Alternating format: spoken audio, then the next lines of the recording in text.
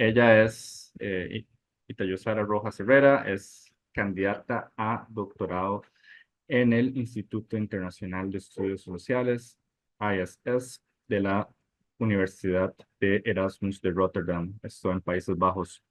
Se ha desempeñado como asesora en el viceministerio, perdón, de Desarrollo Rural del Ministerio de Agricultura y Desarrollo Rural de Colombia. Es miembro del proyecto Commodity and Land Rushes and Regimes, financiado con una subvención avanzada del Consejo Europeo de Investigación, que se llama Reshaping Five Sphere of Global Social Life. Este proyecto es dirigido por el prestigioso profesor John Borras. En el marco de este proyecto, Itayosara específicamente investiga la forma en la que la reciente fiebre mundial por la tierra remodela las políticas relacionadas a cambio climático, el trabajo y relaciones entre el Estado y ciudadanía. En particular, con particular énfasis más bien en ecosistemas con alto valor estratégico como la Amazonía, que es un poco el tema que vamos a explorar hoy. Además, Itayosara ha trabajado estrechamente con el movimiento campesino de Colombia, acompañando los procesos de capacitación e incidencia en diferentes niveles. Se destaca por su labor de exigencia y promoción de los derechos de las mujeres y jóvenes rurales. Asimismo, ha estado comprometida con la implementación del acuerdo de paz firmado en el 2016, esto en Colombia, ¿verdad? También participando en la aplicación del censo socioeconómico de los firmantes del Acuerdo de Paz. Ella es socióloga de la Universidad Nacional de Colombia, cuenta con una maestría en desarrollo rural, justamente obtenido con distinción, más bien cum laude en la Universidad de Gante en Bélgica. Esto con el patrocinio del programa Erasmus Mundus. Y a nivel personal, bueno, a Itayosara la conocí justo en la presentación del libro de su padre, Omar Rojas, un libro sobre los falsos positivos en Colombia, ¿verdad? Una actividad bastante interesante. Bueno, ahí Itayosara estaba presente y tuve el gusto de conocerla y desde ese momento pues he seguido con interés su trabajo. Sin más, Itayosara, bienvenida, muchísimas gracias por estar acá. Estamos muy emocionados de escuchar lo que tengas que contarnos. Nada más para terminar con esta introducción, la dinámica va a ser que, bueno, Itayosara va a presentar y por favor, si tienen preguntas durante la presentación, las apuntan. Los invitados e invitadas fuera de la maestría también pueden participar, ¿verdad? Porfa, anoten sus preguntas y las hacemos al final, ¿verdad? Itayosara, te cedo el espacio. Muchas gracias, Esteban. Muchas gracias a todas y todos. Es para mí un gusto, pues, poder compartir con ustedes parte del trabajo en progreso, pues, que ya está también a punto de ser más público una vez, pues, proceda a la defensa de mi tesis doctoral. Bueno, entonces, pues, me complace mucho compartir con ustedes este trabajo que he venido desarrollando en los últimos 4 años en el marco pues de mi investigación doctoral en la Amazonía colombiana, pero no solamente en la Amazonía colombiana, sino en un corredor que es la Orinoquía y la Amazonía. Menciono esto porque de alguna manera lo que consideramos, por ejemplo, acá en Colombia, las regiones agrarias, ¿no? Entonces, o las macroregiones, el Caribe, el Pacífico, la región andina, la Orinoquía, la Amazonía, a veces tenemos como una distinción y una separación muy dado los límites político-administrativos, pero no reconocemos las relaciones socioecológicas que conectan a las regiones. Entonces, yo no solamente hago referencia y mi área de estudio no se concentra en la división político-administrativa de la región Amazonía, ni la región amazónica, sino en corredor de la Orinoquía y la Amazonía. Es decir, estudio las relaciones sociales, los flujos socioecológicos que se consolidan en ese ecosistema estratégico de transición en el cual se conectan las sabanas de la Orinoquía y también la Amazonía. Menciono esto también porque tenemos una idea de la Amazonía un poco em, permeada de esta idea de la naturaleza prístina, sin intervención humana, ni mucho menos. Y pues estudios antropológicos y arqueológicos dan cuenta que precisamente las calidades del suelo amazónico son resultado también pues de la acción antropogénica de las comunidades y pueblos indígenas que por más de 2000 años han habitado allí. Entonces, esto es pues de suma importancia, ¿no? Entonces menciono estos dos aspectos como para que los tengamos en cuenta a lo largo de mi presentación, que es más, que pues tiene el título de Justicia Climática Agraria en Ecosistemas Estratégicos, que es un poco la conclusión a la cual los quiero llevar con mi presentación.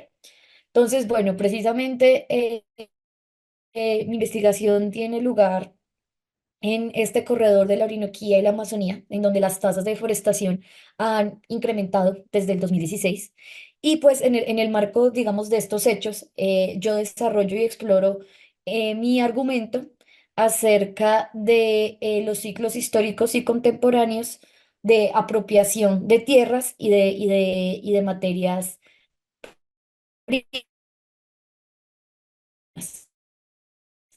eh, Dándoles en esta zona del país precisamente lo que tiene que ver con la colonización dirigida en vez de una reforma agraria y las políticas de conservación y adaptación al cambio climático. El título con el que yo pues le di a Esteban para la sesión de hoy es Justicia Climática Agraria en Ecosistemas Estratégicos, que es un poco la conclusión a la cual los quiero llevar.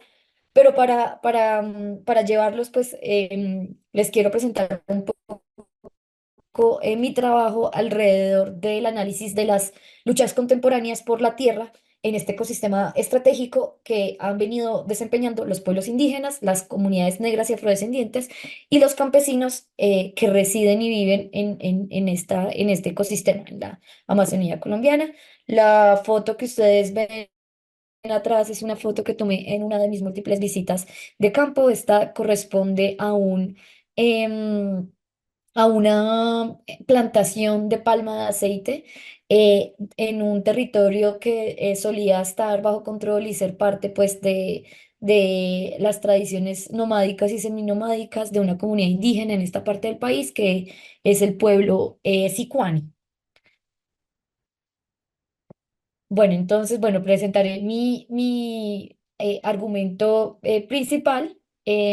Luego les haré como una contextualización de lo que significan las luchas por la tierra en el marco de unos ciclos, pues, de fiebre por la tierra en esta parte de la Amazonía colombiana. La atención especial sobre las políticas de colonización dirigidas por el Estado colombiano, las políticas de conservación y de cambio climático más recientes y las plataformas institucionales mediante las cuales estos tres pueblos, estas tres comunidades desarrollan sus reclamos y buscan acceso a tierra. Y bueno, luego desarrollo una crítica un poco frente a estas plataformas institucionales digamos, y un poco al marco sectorial en el cual las comunidades deciden, pues, adelantar estas luchas y en cambio, pues, propongo el principio de la justicia climática agraria y las 5 Rs para entender las limitaciones, pero también las posibilidades de la acción para estas comunidades en esta parte de la Amazonía colombiana. Bueno, entonces, mi argumento tiene que ver con que la tierra tiene un significado importante, porque la tierra no solamente es un factor de producción, sino de reproducción. De allí se producen los alimentos o se pueden extraer recursos. No, no solamente por eso. La tierra tiene un valor importante porque de ella depende la reproducción social de individuos, de familias y de pueblos completos. ¿Sí? Y esto es muy importante. Entonces, no solamente es un factor de producción, sino de reproducción social, lo que garantiza la pervivencia, la supervivencia de las personas, de los hogares y de las comunidades. Y en este caso, las comunidades indígenas de este corredor de la Orinoquía y la Amazonía. Y ese significado como factor de producción y de reproducción, como medio de reproducción social, varía entre grupos sociales. Entre grupos sociales como por ejemplo las comunidades indígenas, como por ejemplo las comunidades negras afrodescendientes y como por ejemplo también las comunidades campesinas. Y esto pues es particularmente evidente en sociedades multiétnicas, como es el caso colombiano, ¿no? En el caso colombiano, pues existen unas tensiones históricas entre estas comunidades, entre las comunidades negras, las comunidades, los pueblos indígenas y las comunidades campesinas, que han sido también exacerbadas y prolongadas por la violencia, ¿no? Y las raíces agrarias de la violencia, en particular con pues con el conflicto agrario colombiano que tiene una expresión violenta en el conflicto armado, pero también se exacerban con unos procesos más globales. En este caso, la fiebre por la tierra, la apropiación por la tierra, que se viene como desarrollando con mayor fuerza en los últimos 20 años y que continúan dándole forma a estos conflictos por la tierra. Entonces, sobre esta fiebre contemporánea por la tierra, pues tengo que decirles, comentarles que, digamos, inició de alguna manera en 2008, 2009, en un momento en el cual continuamos, que es el momento de las crisis múltiples. Em, Discúlpenme. Crisis múltiples en lo que tiene que ver con la crisis en los precios de los alimentos, la crisis también pues, de los combustibles fósiles, también crisis humanitarias, bueno, la crisis financiera, todo esto. Y bueno, eso hizo que la tierra se convirtiera en un lugar de inversión y de especulación. Entonces, esto se conjugó también incluso pues con unos arreglos y narrativas internacionales pues, de entidades multilaterales como por ejemplo el Banco Mundial, la FAO, que decían que pues para el 2050 necesitábamos duplicar, casi que triplicar la producción de alimentos y para eso teníamos que incluir áreas que no estaban produciendo alimentos, también bajo el control de productores eficientes a la producción para poder suplir esa demanda que también se daba, digamos, que con con el crecimiento demográfico. Porque por un lado tenemos estas narrativas que dicen, hay tierra disponible y tenemos que ponerla a producir, pero ponerla a producir es quién lo va a hacer, ¿no? Y entonces allí se empiezan a dar unas pugnas en torno a quiénes son los productores eficientes y quiénes son los productores ineficientes. Y bueno, pues los productores ineficientes resultan ser los dueños históricos de esas tierras o al menos las personas que históricamente han habitado esas tierras y es necesario pues darles derechos de propiedad ya sea para que las produzcan y si ese no es el caso pues entonces que otras en este caso, sobre todo, pues corporaciones, empresas, pues se hagan cargo de eso para la producción.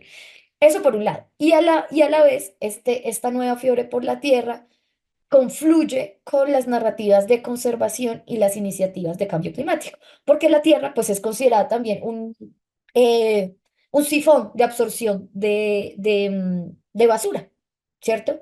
Entonces, bueno, se empiezan a consolidar todas estas estrategias de mitigación y conservación del cambio climático, pues basadas en la tierra, y eso basado en la tierra, pues simplemente daba cuenta o da cuenta de la tenencia, de los títulos, pero en ningún momento reconoce los problemas de desigualdad en el acceso a tierra que antecedían a esas intervenciones de mitigación y conservación.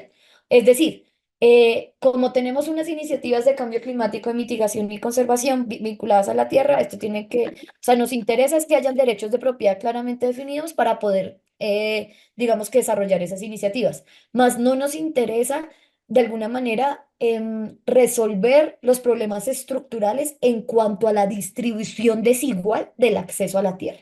Y eso es sumamente importante, porque entonces estas iniciativas de mitigación y conservación del cambio climático empiezan a lavar esas desigualdades estructurales en el acceso a la tierra. Em, bueno, mi argumento pues tiene que ver precisamente con la contextualización y la descripción juiciosa de, de esa fiebre por la tierra en la que está este elemento más contemporáneo sobre la conservación y la mitigación del cambio climático, pero también que en el caso colombiano pues presenciamos una contradicción en lo que tiene que ver con la sectorialización de las luchas por la tierra. Es decir, por un lado, los campesinos persiguen luchas aisladas de campesinas, por otro lado, los pueblos indígenas persiguen sus propias luchas, y lo mismo pasa con las comunidades negras y afrodescendientes. ¿Qué es lo que sucede? Pues que son, digamos, tres islas apartes, aunque el reclamo sea el mismo, que es el acceso a la tierra y la transformación estructural de esa desigualdad en el acceso, que se refleja en altos niveles de concentración de la tierra. Colombia es uno de los países que tiene una concentración de la tierra más altos. El Gini de tierras y de propietarios está alrededor de 0,88. Bueno, y un poco esta contradicción que yo señalo en cuanto a la sectorización de las luchas por la tierra tiene que ver con lo que Mahmoud Mandani ha denominado las políticas de minorización, que ha sido, que, sí, que es un concepto que sirve para ilustrar digamos, esta división y los impactos de esa división a la hora de resolver de manera más contundente los conflictos y los asuntos relacionados con la tierra. Bueno, entonces, bueno, estas luchas por la tierra en el marco pues, de estos ciclos de acumulación de tierra, de fiebre por la tierra, tienen una raíz histórica, es decir, la Amazonía colombiana ha sido un lugar en el que históricamente estas economías de bonanza se han desarrollado. Entonces, en el siglo XIX tuvimos el boom, la fiebre de la quinina. Luego tuvimos ya en el siglo XX pues la fiebre del caucho, muy bien ilustrada por ejemplo, la obra de José Eustacio Rivera de La Vorágine, que este año cumplimos 100 años. Bueno, y múltiples fiebres que se han desarrollado en esta parte de la Amazonía. Y esto es algo que no solamente sucede en la Amazonía colombiana, esto es algo que sucede en toda la cuenca amazónica, en todos los países pues, que comparten la Amazonía. Y es que pues ha sido una región, digamos, de alguna manera incorporada a la economía mundial por estos ciclos extractivos de distintas materias primas. Entonces, el caucho, la quinina, bueno, las pieles, por ejemplo, las pieles también fue una economía de bonanza. Y también en el caso colombiano, y bueno, también en todos los países que comparten la Amazonía, más recientemente las economías ilícitas, especialmente pues no solamente la hoja de coca, sino la transformación de la hoja de coca en pasta a base de cocaína y cocaína. Am, entonces, bueno, estos ciclos en el siglo XIX, como les contaba, tuvimos la quinina y el caucho. En el siglo XX, el petróleo, la ganadería y la coca. Y en la actualidad, pues presentamos como una nueva suerte de economía de bonanza en lo que tiene que ver con los esquemas verdes y de conservación. Entonces, digamos, aquí es importante, bueno, decirle, esto es para el caso amazónico, que ha sido así histórico desde el siglo XIX, pero además estas fiebres, no solamente por la tierra, sino por otras materias primas, ha sido como un sello también del capitalismo global, del desarrollo del capitalismo. Prueba de eso puede ser, por ejemplo, las fiebres por el oro en California, o también incluso la fiebre por la tierra o el Land Run en Oklahoma, en Estados Unidos. Y digamos que todas estas fiebres, estas economías así de boom, han reconfigurado paisajes a nivel local, pero también la geopolítica. Otro ejemplo, también todo el sistema de intercambio en el Pacífico durante el siglo XIX. Pero bueno, entonces lo que yo quiero decir es que la fiebre contemporánea por la tierra en la Amazonía colombiana es parte de una historia más larga, de estos booms de commodities, de estas economías de boom and bust, y pues que en la actualidad está marcada por estas nuevas iniciativas verdes.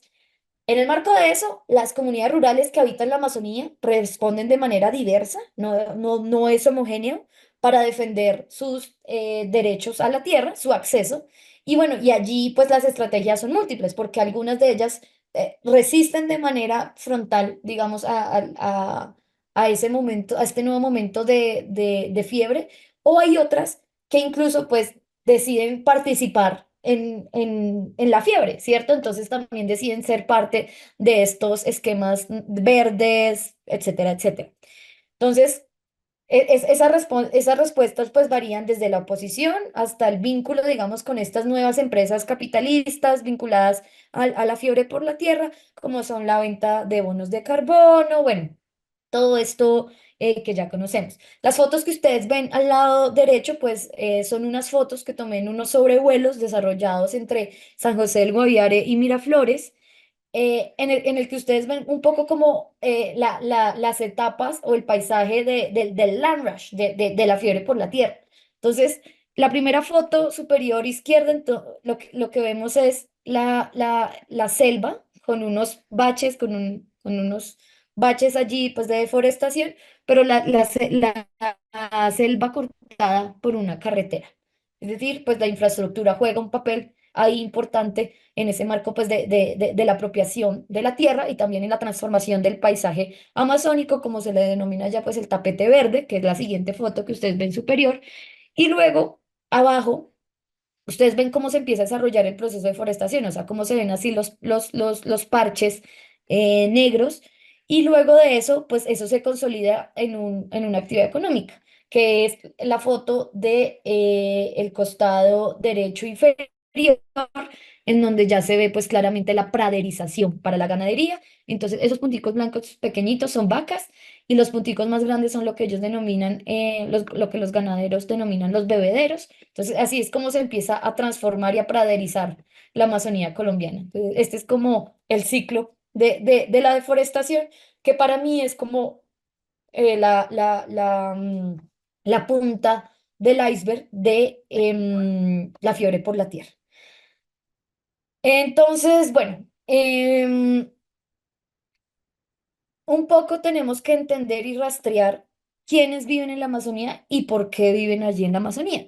Y entonces, allí hay que poner especial atención a las políticas de colonización dirigida en esta parte del país que en el siglo XX reemplazaron las políticas de redistribución en los valles interandinos colombianos, que son como las áreas más fértiles donde la calidad de los suelos es mejor, pero donde estaba concentrada la tierra. Entonces, ¿qué es lo que pasa? Que el Estado colombiano durante el siglo XX, los gobiernos renunciaron a la posibilidad de redistribuir tierra y de redistribuir estas tierras fértiles y a cambio lo que hicieron fue desarrollar estas políticas de colonización dirigida por el Estado en la que atraían personas de diferentes partes del país, muchas de ellas víctimas de lo que nosotros acá en Colombia conocemos como la violencia bipartidista.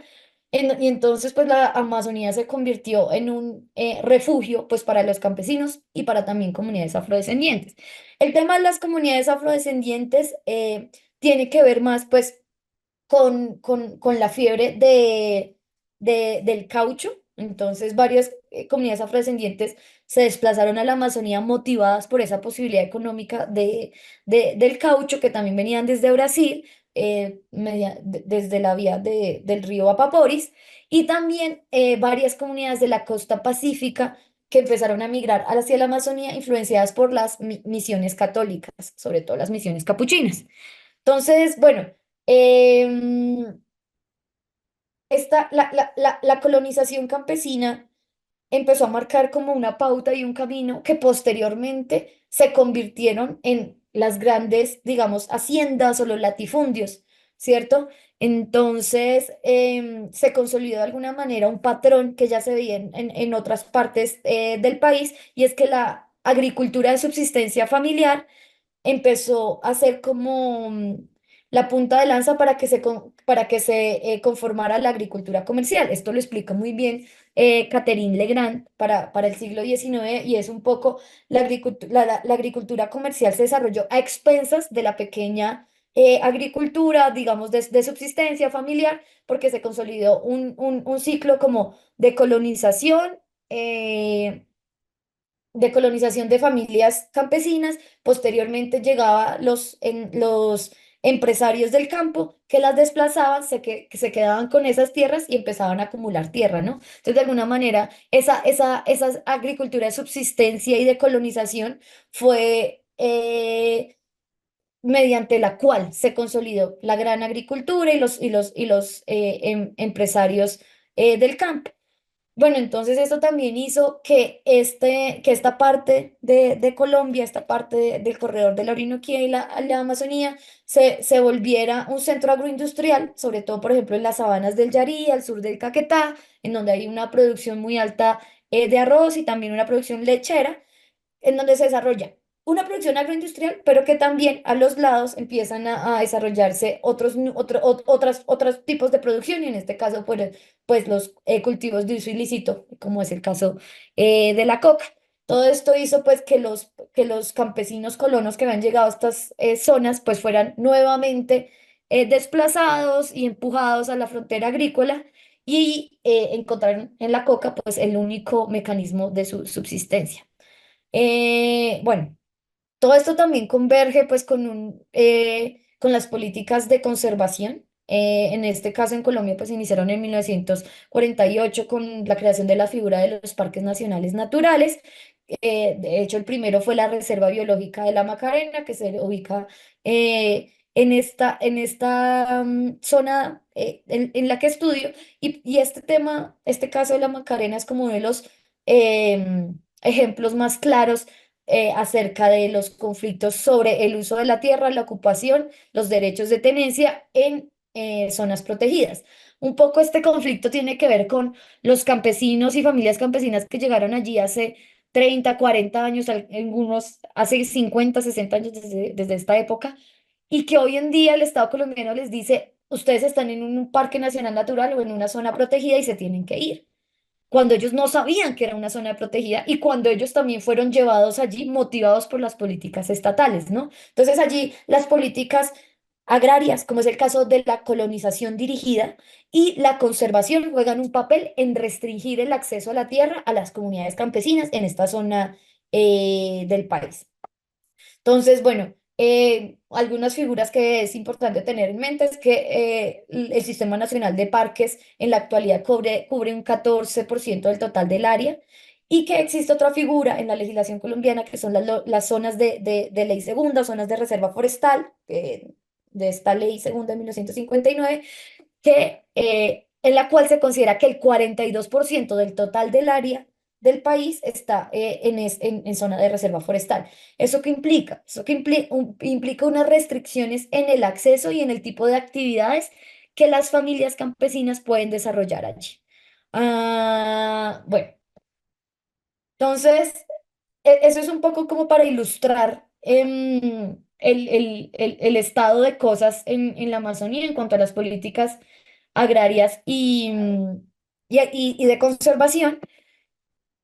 Pero entonces ahora quiero presentarles un poco, y sobre todo si hay estudiantes de Colombia, pues que deben estar familiarizados con esto, las figuras mediante las cuales las comunidades rurales buscan acceder a tierra en Colombia. Entonces allí tenemos, digamos, tres figuras importantes: los resguardos indígenas, los territorios colectivos para comunidades negras, que también son los consejos comunitarios, y las zonas de reserva campesina. Entonces, estas tres figuras tienen orígenes históricos distintos y también, pues, se ubican en espacios temporales diferentes. Entonces, por ejemplo, los resguardos indígenas es algo que venía desde la colonia española, y también pues la manera en la que se organizaba la fuerza de trabajo con las estructuras de la mita y la encomienda. Bueno, de allí surgen como un poco los resguardos indígenas. Mm, Luego, esta figura de los resguardos indígenas pues siempre existió, pero en el siglo XXI y en especial con la Constitución del 91, garantizando los derechos territoriales y la especial protección de estos pueblos, pues es una figura que empieza a resignificarse por parte de los pueblos indígenas. Más recientemente emergen los territorios colectivos para comunidades negras y su forma de gobierno, que son los consejos comunitarios. En 1990, en el marco de una ola de constitucionalismo multicultural, que arrojó, pues, por un lado nuestra Constitución en el 91, pero también la Ley 70 de 1993, que algunos autores se han referido a esta Ley 70 como, como uno de los modelos más significativos de reforma agraria, pues por la cantidad de tierra que fue alocada destinada a estas comunidades negras afrodescendientes. Bueno, y posteriormente, en el 94 con la ley 160 también a raíz de unas movilizaciones agrarias campesinas, eh, asistimos a una nueva ley de reforma agraria en Colombia, un poco también em, bajo los preceptos del Banco Mundial de la reforma agraria asistida por el mercado, pero que además reconocía algunas figuras interesantes, como son las zonas de reserva campesina, una figura un poco pensada para estabilizar a la población campesina, frenar la expansión de la frontera agrícola, pero además cuenta con unos límites de propiedad, ¿sí? Es decir, era como la manera de gobernanza campesina mediante la cual se quería contener el avance del latifundio.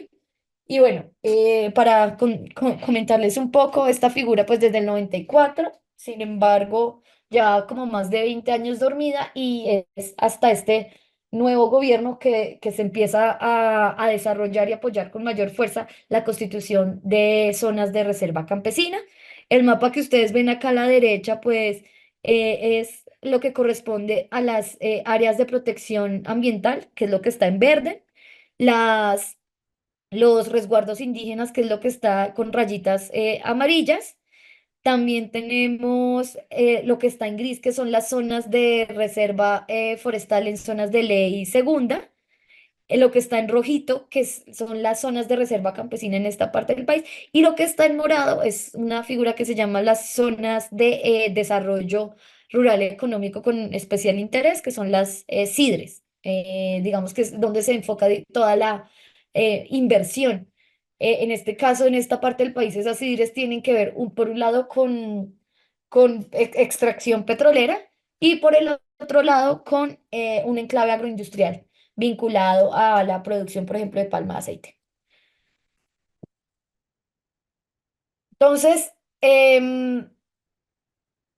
un poco lo que yo quiero decir es que hay una estrategia de dividir y conquistar mediante las tres figuras que hace que las comunidades indígenas y las comunidades negras y las comunidades campesinas entren en disputa entre las tres, ¿cierto? Que esto responde también al multiculturalismo neoliberal, que de alguna manera reconoce unas identidades étnicas culturales, pero no redistribuye recursos para las comunidades, que en últimas es lo que pues, exigen, ¿no? Entonces yo digo que es em, un poco el marco y la legislación y las herramientas jurídicas que existen para acceder a la tierra de esta manera fragmentada lo que hace es dividir al movimiento agrario, ¿sí? A convertirlos en antagonistas los unos de los otros, a pesar que compartan una misma reivindicación, que en este caso es el acceso a tierras. Precisamente por eso, no solamente tenemos que hablar de del reconocimiento de las entidades culturales y étnicas, sino tenemos que considerar un marco más amplio, que es lo que denomina Jenny Franco y June Borras las 5 Rs, que en este caso es el reconocimiento, tal y como hace, por ejemplo, la Constitución del 91 con los pueblos indígenas y las comunidades afrodescendientes, y más recientemente el Acto Legislativo 01 del año pasado con las comunidades campesinas, que modifica el artículo 64 de la Constitución colombiana, sino también con la redistribución de recursos. Es decir, no podemos pensar en la justicia social en un sentido más amplio, en el marco de una crisis climática, con orígenes y razones también del modelo de desarrollo agrario y el modelo de la agricultura capitalista, en este caso, en este ecosistema estratégico, sin hablar de la redistribución, ¿sí? Sí, sin pensar quién en este momento está concentrando la tierra, entonces piensen en este mapa y las actividades petroleras y también la palma de aceite y demás. Pero además, también esto sería insuficiente si no hablamos de la restitución de los derechos, sobre todo en el marco de estas poblaciones vulneradas, despojadas por el conflicto, y no solamente la restitución del pedazo de tierra que fue despojada por el conflicto armado, sino la restitución completa de sus derechos, porque la tierra no solamente es un factor de producción, sino de reproducción social.